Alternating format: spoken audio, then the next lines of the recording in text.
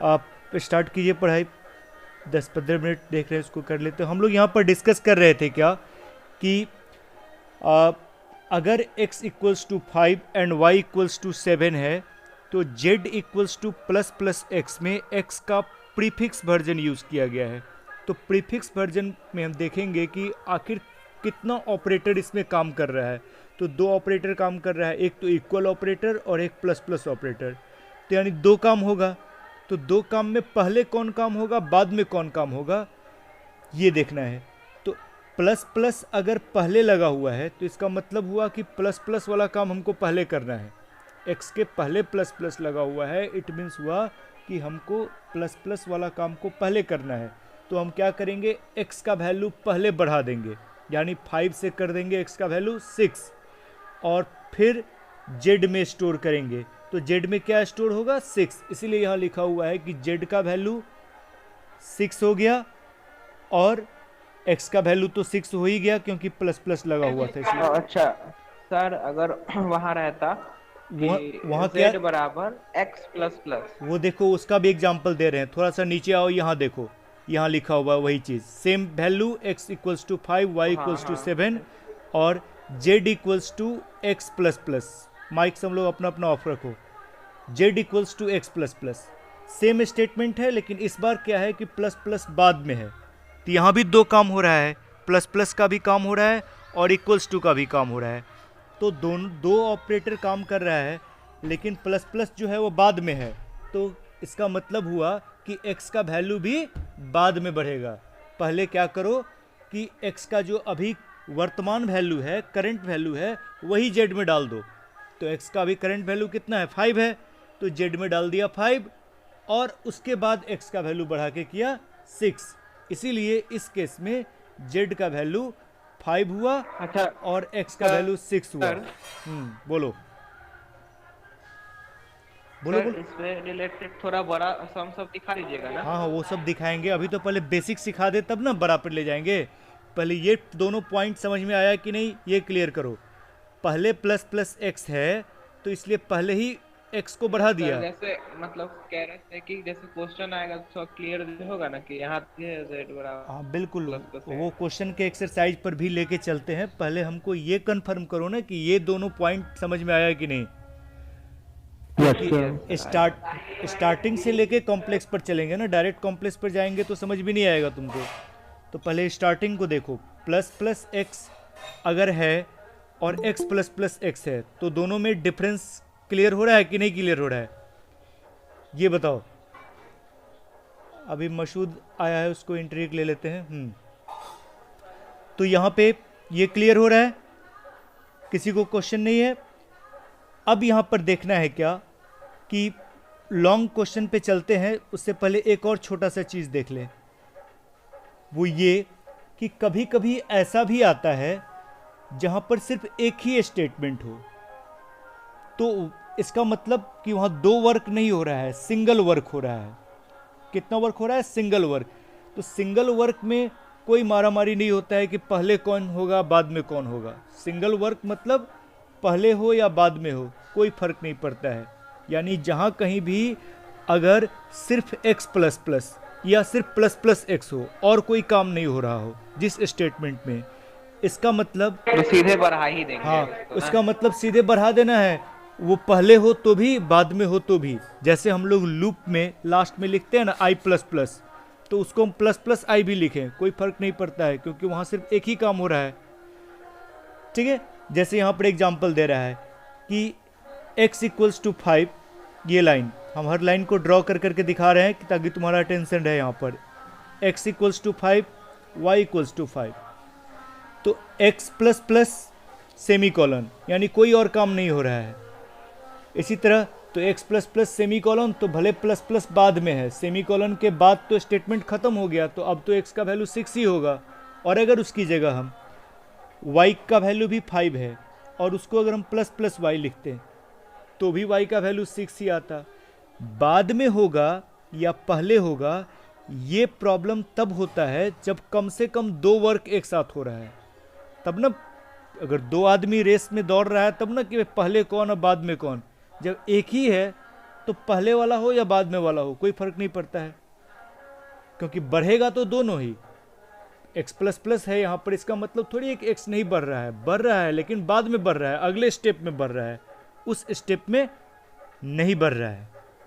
अब आ जाओ, मतलब वैसे में सर दोनों का मतलब सेम होगा, दोनों है का ना? मतलब सेम होता है, बिल्कुल सही।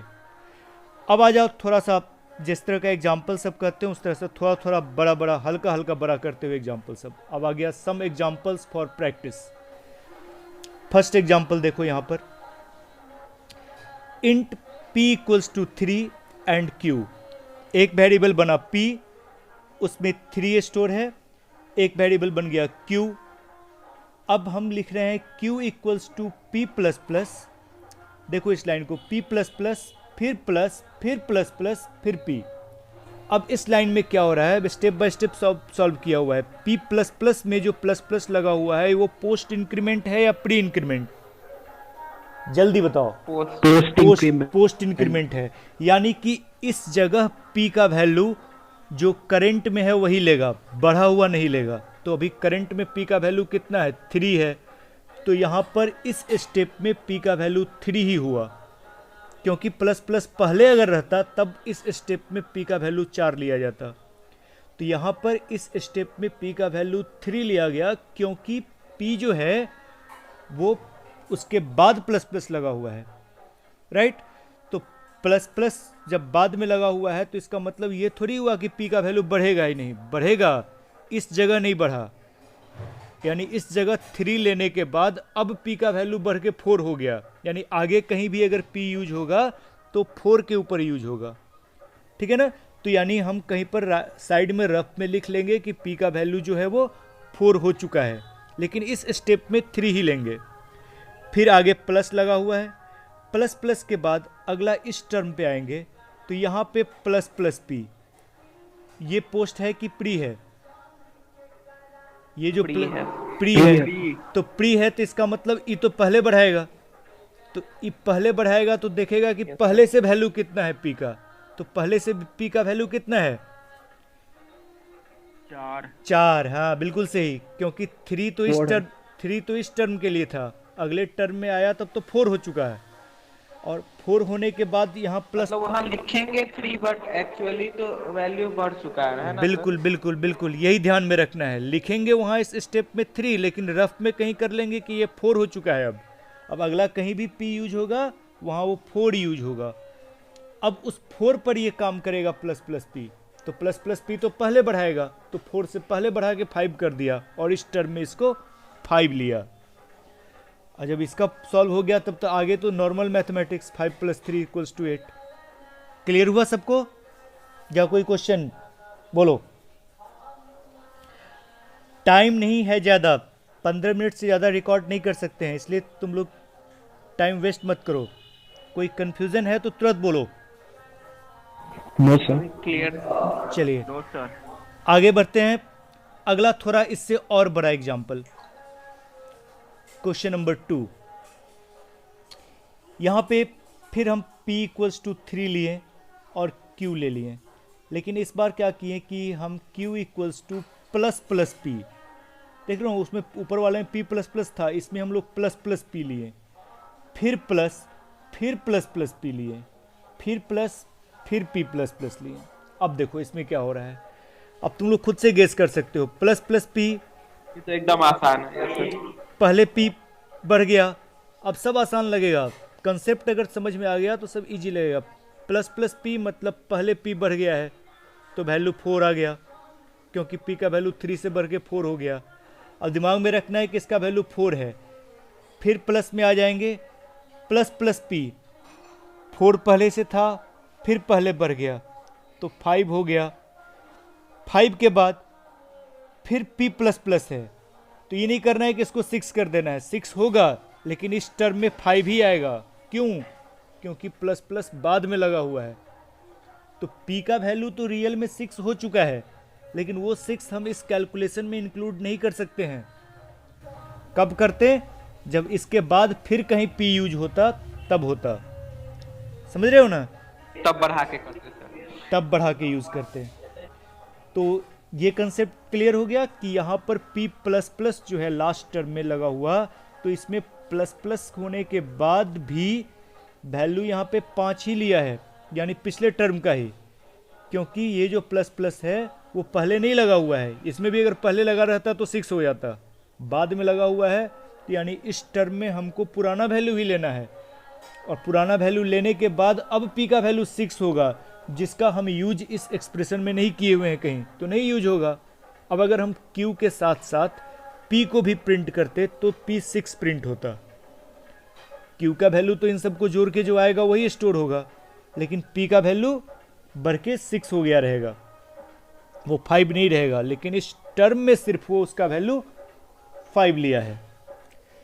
क्लियर? किसी को भी कंफ्यूजन है तो बोलो, तब बार बार एक्सप्लेन कर सकते हैं।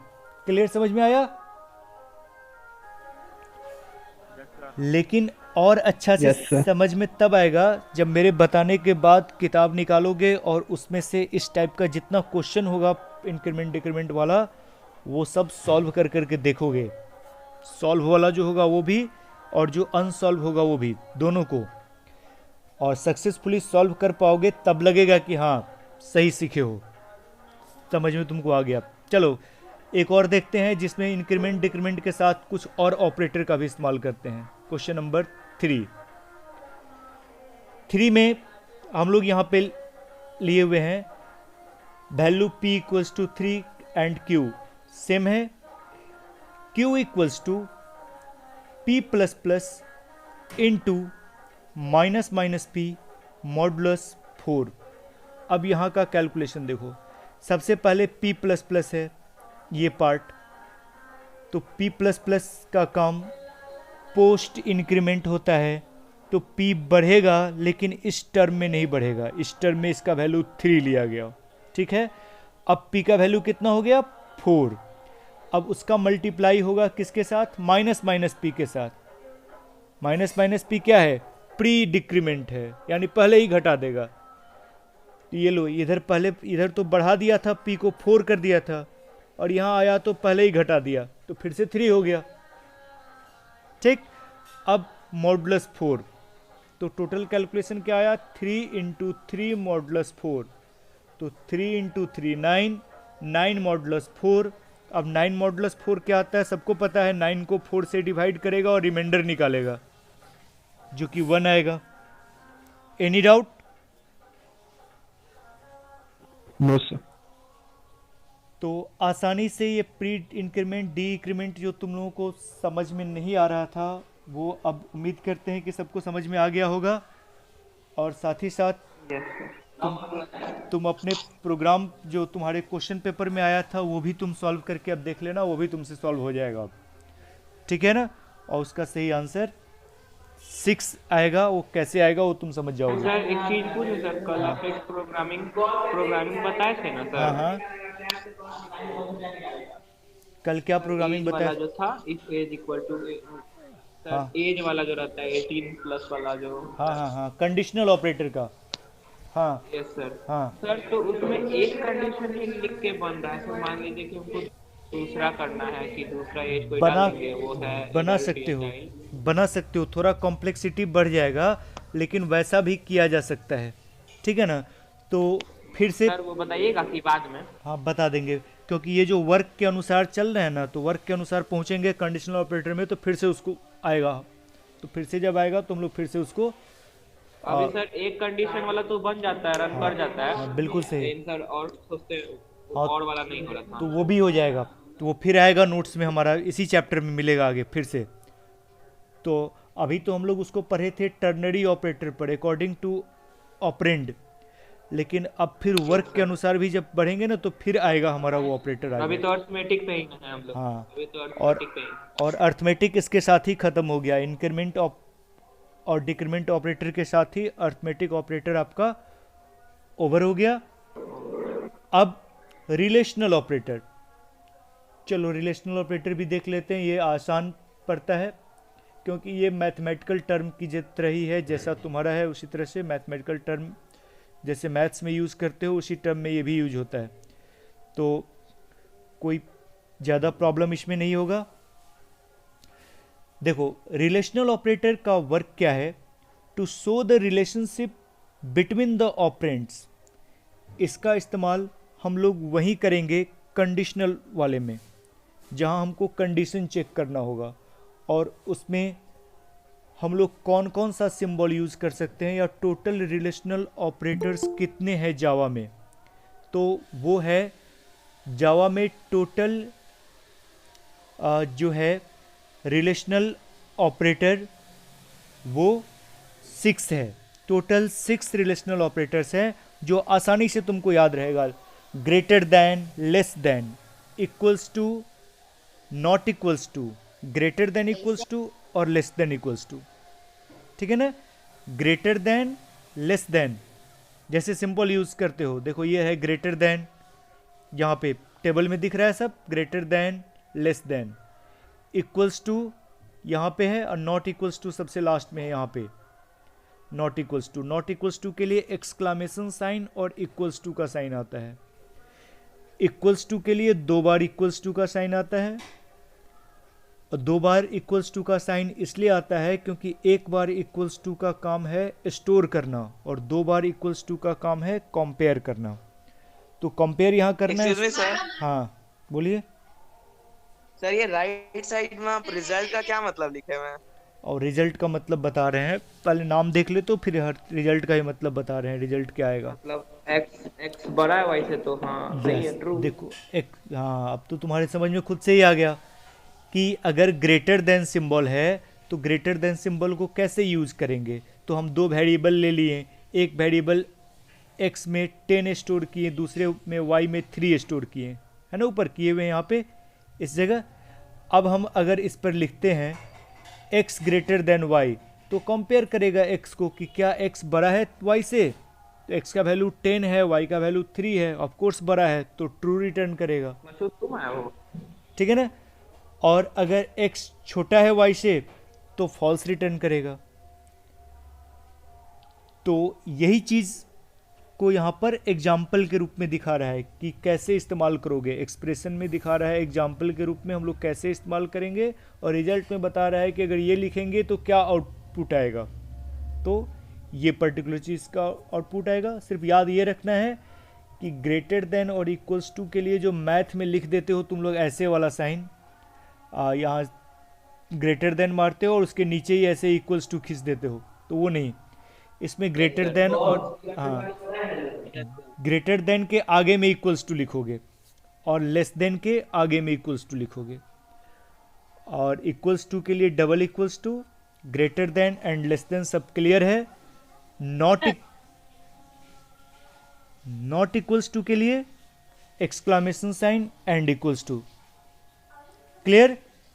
तो इस तरह से इसमें से कोई भी ऑपरेटर हम इस्तेमाल कर सकते हैं। 6 ऑपरेटर का सिंबल याद रखना है कि कहाँ पर हम कैसे उसका इस्तेमाल करेंगे। अगर मान लो हमको लिखना है कि मार्क्स जो है वो 33 नहीं होना चाहिए, तो कैसे लिखेंगे। मार्क्स नॉट इक्वल टू वाला सर, एक्सक्लेमेशन मार्क के इक्वल टू। ठीक, यानी कि marks exclamation sign equals to 33। तो इसका मतलब हो गया कि मार्क्स 33 नहीं होना चाहिए। अगर मार्क्स का वैल्यू 33 नहीं होगा तो ट्रू रिटर्न करेगा, नहीं तो फॉल्स रिटर्न करेगा। यही उसका वर्क है। ठीक है ना। लॉजिकल ऑपरेटर पर हम लोग कल डिस्कस करते हैं। बोलो। एक बात पूछे। बोलो बोलो बोलो, पूछ लो क्वेश्चन। सर जैसे सर कल एक मतलब वो वाला प्रोग्राम था ना सर, तो ए चलिए पहले हम क्लास को स्टॉप करते हैं। 18 लिखा हुआ था। रिकॉर्डिंग स्टॉप करते हैं, उसके बाद बात करना क्लास सब।